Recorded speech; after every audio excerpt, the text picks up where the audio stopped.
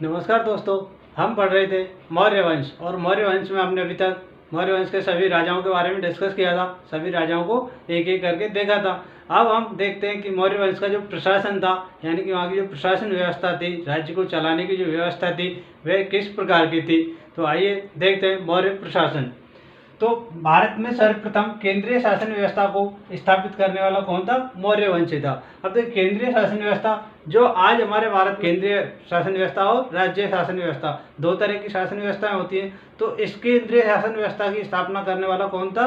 मौर्य वंश ही था, जिसने अपने साम्राज्य को चलाने के लिए केंद्रीय शासन व्यवस्था की स्थापना करी थी। ठीक है। इसके बाद कौटिल्य जिसने मौर्य वंश की स्थापना कराई थी। कौटिल्य ने इस साम्राज्य को चलाने के लिए इसको 7 भागों में बांट रखा था। कितने भागों में बांट रखा था? 7 भागों में बांट रखा था। किसको? मौर्य वंश को। जो साम्राज्य था मौर्य वंश का या शासन व्यवस्था थी, उसको 7 भागों में बांट रखा था, ताकि राजा को चलाने में उसको ज़्यादा दिक्कत ना आए। राजा की मदद के लिए यानी कि 7 भाग बना रखे थे। तो उन 7 भागों को देखते कौन कौन से थे। तो सबसे पहले था हमारा राजा। राजा के बाद अमात्य, जनपद, दुर्ग, कोष, सेना और मित्र।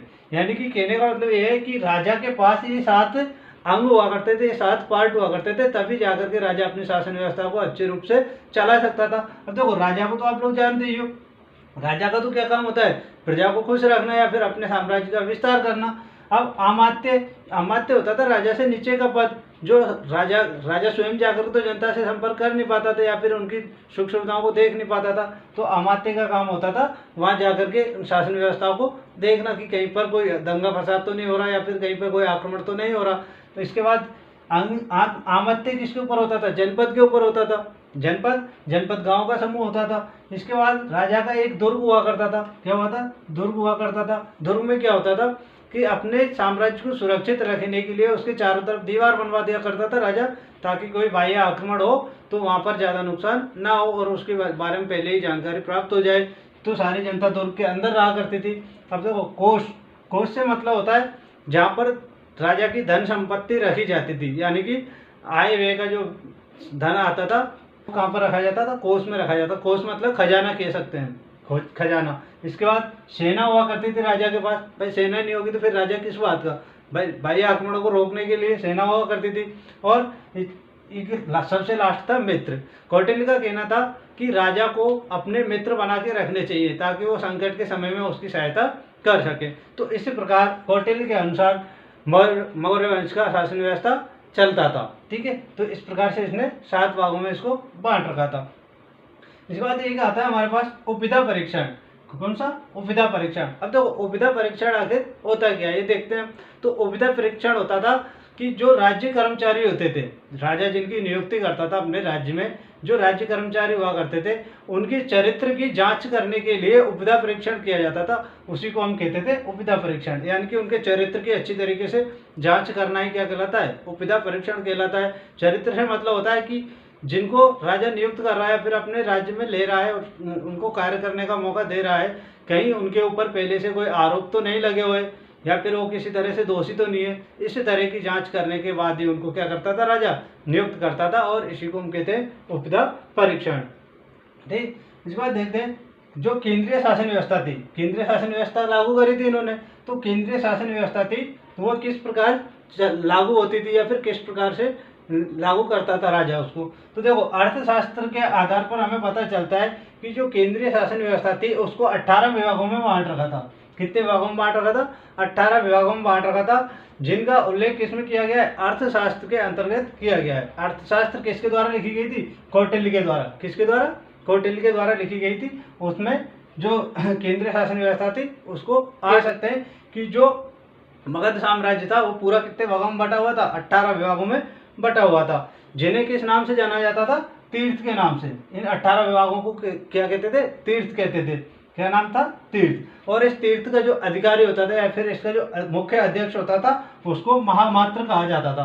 पहले भी आया था ना, महामात्र एक पद हुआ करता था। तो महामात्र इन तीर्थों का जो मुख्य अधिकारी हुआ करता था उसको महामात्र कहते थे। उन 18 तीर्थों में से कुछ का वर्णन हमें यहाँ पे देखने को मिलता है। उनमें से जैसे एक था मंत्री और पुरोहित, समाहर्ता, सेनापति, युवराज, अंतपाल, आर्टविक, सन्निदाता, प्रतिष्ठा और दंडपाल। इस तरह के 18 तीर्थ हुआ करते थे जिनका वर्णन हमें अर्थशास्त्र में देखने को मिलता है। तो देखो, मंत्री और पुरोहित जो होते थे इनका कार्य होता था धर्म की देखभाल करना, यानी कि राजा का जो धर्म होता था उसका प्रचार प्रसार कराना, या फिर कोई उसका उल्लंघन तो नहीं कर रहा इसकी जांच करना। ये किसका कार्य होता था? मंत्री और पुरोहितों का। या उसकी पूजा पाठ किस तरह से करनी है, उसके नियम वगैरह जो भी बनाने होते थे उनको कौन बनाता था? पुरोहित बनाता था। धर्म के मामले में जो भी बात होती थी उसको। इसके बाद आता है समाहर्ता। तो समाहर्ता का कार्य होता था, ये होता था एक राजस्व अधिकारी। समाहर्ता का कार्य क्या होता था? राजस्व इकट्ठा करना, यानी कि राज्य का जितना भी कर आता था उसको इकट्ठा करके राजा के पास भेजना, यानी कि इसका कार्य पूरे राज्य से कर वसूल करना था।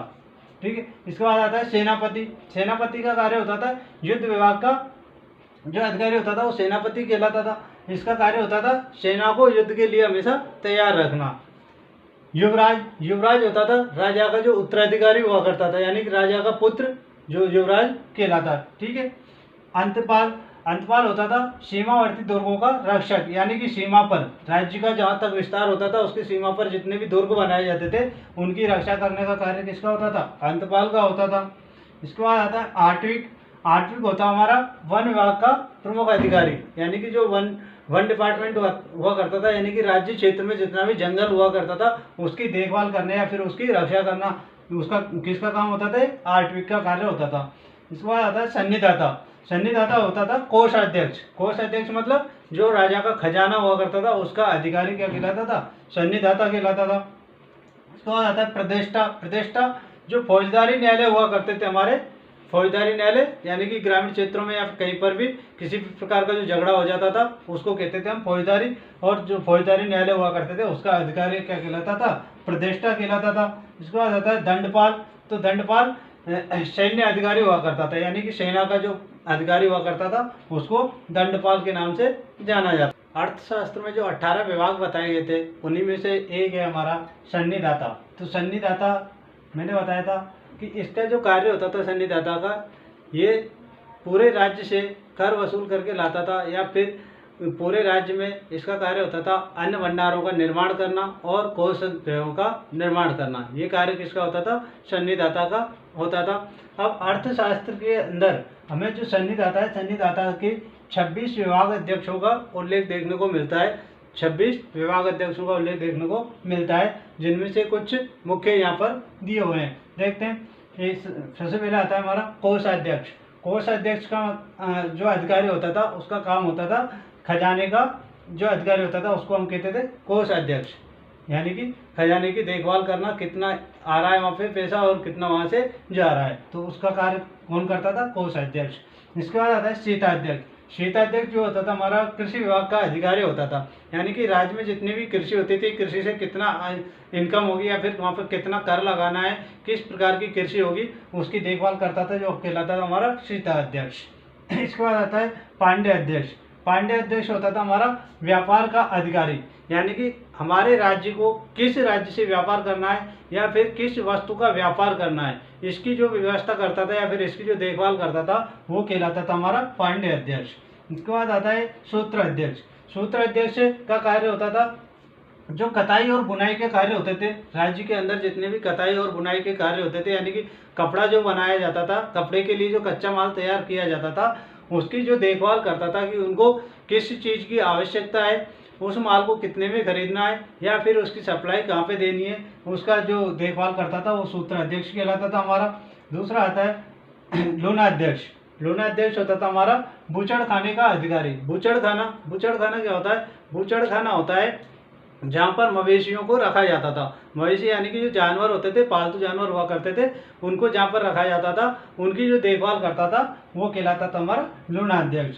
इसके बाद आता है हमारा विविता अध्यक्ष। विविता अध्यक्ष यानी कि जो चारागाह होता था हमारा, चारागाह का अधिकारी क्या कहलाता था? विदिता अध्यक्ष। तो चारागाह क्या होता था? जो मवेशियाँ होती थी या फिर जो जानवर हुआ करते थे जो राजा के दरबार में रहा करते थे, उनके लिए जहाँ से चारा आता था, यानी कि चारा उगाना या फिर किस जमीन पर चारा उगाना है और कितना चारा उगाना है, उसकी सबकी देखभाल कौन करता था? हमारा विविता अध्यक्ष। इसके बाद आता है मुद्रा अध्यक्ष। मुद्रा अध्यक्ष जो मुद्रा विभाग होता था हमारा, उसका अधिकारी क्या कहलाता था? मुद्रा अध्यक्ष। तो मुद्रा विभाग क्या कार्य होता था मुद्रा विभाग का? कि हमारे राजा के शासन में कौन से सिक्के चलाने और कितने सिक्के चलाने, यानी सिक्कों का जो गढ़ाई का कार्य होता था वो कौन देखता था? मुद्रा अध्यक्ष देखता था। ठीक है, यानी कि राजा के शासनकाल में कौन सी मुद्राएं चलानी है। इसके बाद आता है पोताध्यक्ष। पोताध्यक्ष जो होता था हमारा जल सेना का अधिकारी होता था, यानी कि जो जल सेना हुआ करती थी, समुद्र में चलने वाली जो सेना हुआ करती थी, उसका अधिकारी क्या कहलाता था? पोताध्यक्ष कहलाता था। बंधनागार अध्यक्ष, नेक्स्ट आता हमारा बंधनागार अध्यक्ष। जो जेल हुआ करती थी जहाँ पर कैदियों को रखा जाता था, उसका जो जेलर होता था, जेलर जिसको वर्तमान में जेलर कहते हैं, उसको उस टाइम पे कहते थे बंधनागार अध्यक्ष। इसके बाद आता है आर्टविक। आर्टविक अभी थोड़ी देर पहले भी बताया मैंने, वन विभाग का अधिकारी, जो राज्य क्षेत्र में जंगल आता था उसकी देखभाल करना कि वहाँ से कोई लकड़ियाँ काट कर तो नहीं ले जा रहा, या फिर वहाँ पर कोई शिकार तो नहीं कर रहा, इस तरह की जानकारी कौन रखता था? हमारा आर्टविक रखता था। अभी तक हमने मौर्य वंश में केंद्रीय शासन व्यवस्था को देखा था। अब देखते हैं प्रांतीय शासन व्यवस्था। तो प्रांतीय जो शासन व्यवस्था थी वह अशोक के समय में, अशोक के समय के कुछ प्रांतों का उल्लेख हमें देखने को मिलता है। तो अशोक के समय में जो प्रांतीय शासन व्यवस्था थी वो 5 प्रांतों में बटी हुई थी। तो वो 5 प्रांत कौन कौन से हैं उनको देखते हैं। सबसे पहला आता है उत्तरापद, तक्षशिला, अवंती राष्ट्र, उज्जैनी, कलिंग, तोसाली, दक्षिणापद, स्वर्णगिरी, मध्य देश, पाटलिपुत्र। ये 5 प्रांत थे जो अशोक के शासनकाल में हुआ करते थे। इनका वर्णन हमें कौटिल्य के अर्थशास्त्र से मिलता है। ठीक है, इसके बाद जो प्रांत हुआ करते थे, जो ये प्रांत होते थे, ये छोटे छोटे विषयों में बटे हुए थे। किस में बटे हुए थे? विषयों में बटे हुए थे, जिनका अधिकारी क्या कहलाता था? विषयपति। यानी कि प्रांत जो विषयों में बटे हुए थे, उन विषयों का अधिकारी हुआ करता था, उसको कहते थे हम विषयपति। ठीक है, जो जिलों का अधिकारी हुआ करता था, उस समय जो जिले हुआ करते थे, जिलों का अधिकारी होता था वह एक स्थानीय व्यक्ति होता था, उसको स्थानीय नाम से जाना जाता था। किस नाम से? स्थानीय के नाम से जाना जाता था, जो समाहर्ता के अधीन में कार्य करता था। यानी कि जिले का जो अधिकारी होता था वो समाहर्ता के अधीन कार्य करता था। और जो सबसे छोटी इकाई हुआ करती थी, प्रांतों की जो सबसे छोटी इकाई हुआ करती थी, उसका जो अधिकारी होता था वो गोपा के नाम से जाना जाता था। किस नाम से? गोपा के नाम से जाना जाता था, जो 10 गांव का अधिकारी हुआ करता था। गोपा कितने गांव का अधिकारी हुआ करता था? 10 गांव का अधिकारी हुआ करता था। प्रांतीय शासन व्यवस्था के बाद आती है हमारी नगरीय शासन व्यवस्था। कौन सी? नगरीय शासन व्यवस्था। तो अर्थशास्त्र के अनुसार जो नगरीय शासन व्यवस्था थी वह 6 समितियों में बटी हुई थी। कितनी समितियों में? 6 समितियों में बटी हुई थी, और प्रत्येक समिति में 5 सदस्य हुआ करते थे। कितने सदस्य होते थे? 5 सदस्य हुआ करते थे। तो 6 समितियों को देखते हैं हम यहाँ पर, और उनके कार्य देखते हैं। तो जो प्रथम समिति थी हमारी, प्रथम समिति का कार्य होता था उद्योग और शिल्पों का निरीक्षण करना। यानी कि राजा का जो प्रशासन हुआ करता था, या राजा का साम्राज्य जहाँ तक भी विस्तारित होता था, उसमें जो उद्योग हुआ करते थे, किस चीज़ का निर्माण हो रहा है उनके बारे में निरीक्षण करना, कि किस तरह का यहाँ पर उद्योग किया जा रहा है, या फिर कौन कौन से उद्योग राजा के शासन में चल रहे हैं। इनका निरीक्षण कौन करते थे? हमारी जो प्रथम समिति होती थी वह करती थी। इसके बाद आती है हमारी द्वितीय समिति। द्वितीय समिति का जो कार्य होता था वह विदेशियों की देखभाल करना होता था। यानी कि विदेश से कोई लोग आता था, यानी कि दूसरे राज्य से कोई भी लोग हमारे राज्य में आता था, तो उनकी जो व्यवस्था होती थी रहने की, खाने पीने की, उनको किसी प्रकार का कोई कष्ट ना हो, इसकी देखभाल कौन करती थी? हमारी जो दूसरी समिति हुआ करती थी वह करती थी। इसके बाद आती है हमारी तीसरी समिति। तीसरी समिति का जो कार्य होता था वह होता था जन्म और मृत्यु प्रमाण पत्रों का लेखा जोखा रखना। यानी कि राजा के शासनकाल में या फिर राजा के साम्राज्य में कितने लोग जन्म ले रहे हैं और कितने लोगों की मृत्यु हो रही है, इसका जो लेखा जोखा रखने का कार्य होता था वो हमारा तीसरी समिति का होता था। हाँ, आती है हमारी चौथी समिति। चौथी समिति का जो कार्य होता था वह होता था व्यापार और वाणिज्य की देखभाल करना। यानी कि राज्य के शासन प्रशासन से किस चीज़ का व्यापार किस प्रशासन को या किस राज्य को किया जा रहा है, इसकी देखभाल कौन करती थी? हमारी चौथी जो समिति हुआ करती थी वह करती थी। इसके बाद आती है हमारी पांचवी समिति। जो पांचवी समिति का कार्य होता था वह होता था निर्मित वस्तुओं के विक्रय का निरीक्षण करना। यानी कि जो राजा के प्रशासन में या राजा के साम्राज्य में जिन वस्तुओं का निर्माण हो रहा है, यानी कि उद्योग चल रहे थे, उद्योग में जिन वस्तुओं का निर्माण हो रहा है तो उनकी बिक्री सही तरीके से हो पा रही है या नहीं हो पा रही, या फिर जो उद्योगपति है या फिर जो उनको निर्मित कर रहे हैं उनको उसकी सही दाम मिल रहे हैं या नहीं मिल रहे, इसकी देखभाल कौन करती थी? हमारी जो 5वीं समिति हुआ करती थी वह करती थी। इसके बाद आती है हमारी 6ठी समिति। तो 6ठी समिति का जो कार्य होता था वह यह होता था, जो निर्मित वस्तु थी उनका जो विक्रय होता था, जिस मूल्य पर वो बेची जा रही है उस विक्रय मूल्य का 10वां भाग, कितना? 10वां भाग, विक्रय मूल्य का 10वां भाग कर के रूप में वसूल करती थी। कौन? 6ठी जो समिति थी वह जो निर्मित वस्तु थी उनका जो विक्रय मूल्य आता था उस विक्रय मूल्य का 10वां भाग कर के रूप में वसूल करके राज्य कोष में जमा करने का कार्य होता था हमारी 6ठी समिति का। इसके बाद आती है हमारी सैन्य व्यवस्था। तो जो सैन्य व्यवस्था हुआ करती थी वह 6 समितियों में बटी हुई थी।